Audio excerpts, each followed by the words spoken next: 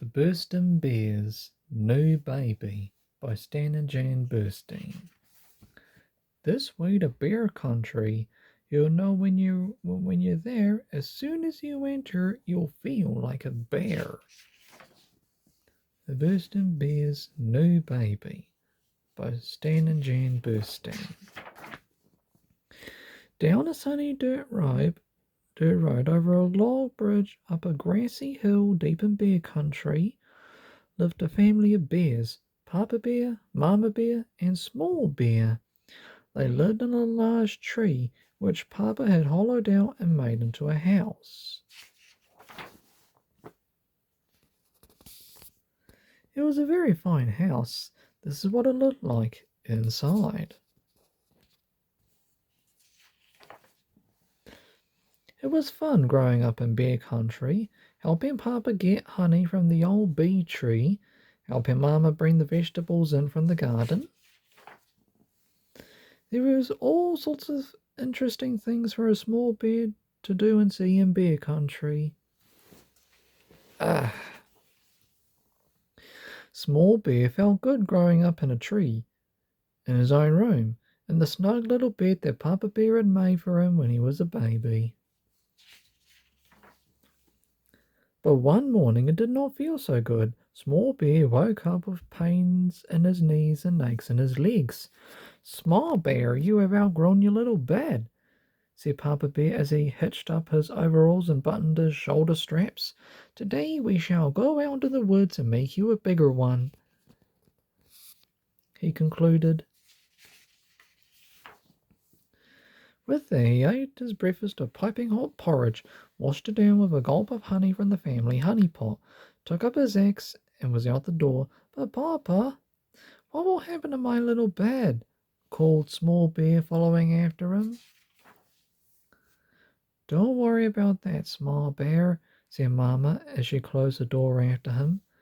She smiled and patted her front, which had lately grown very big and round. You've outgrown that snug little bed just in time, she said.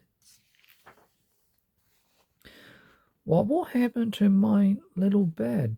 Small Bear asked as he caught up with Papa Bear, but Papa was sharpening his axe on a grinding stone and didn't hear. Yes, indeed, you need a bed you can stretch out, a bed that will not give you pains in your knees and aches in your legs, said Papa Bear. He tested the axe to see if it was sharp, then headed off into the woods. What will happen to my little bed? Small Bear asked again as he caught up with Papa Bear in the woods. Papa had chopped down a tree and was splitting it into boards. We will have a new baby soon, who will need that little bed, said Papa Bear as he whacked off another board. A new baby? Asked Small Bear. He had noticed that Mama Bear had grown very round lately, although he had noticed that it was harder and harder to sit on her lap. And it's coming soon? Small Bear asked. Yes, very soon, said Papa Bear. With a final whack he had split off the last board, which gave him enough wood to make a bigger bed for Small Bear.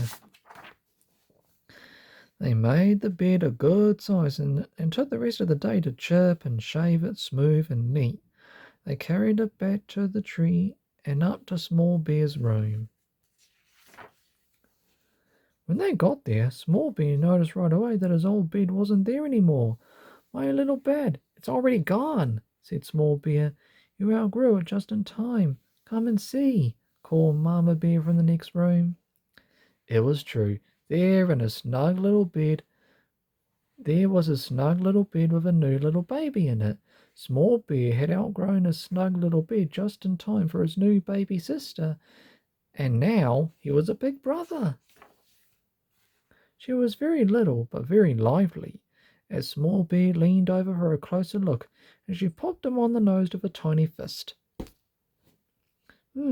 She has a pretty good punch for a little baby, said Small Bear. That night he stretched out proudly in his bigger bed. Being a big brother is going to be fun, he said. The next morning he woke up feeling fine with no pains in his knees or aches in his legs. Although his nose was a little tender though.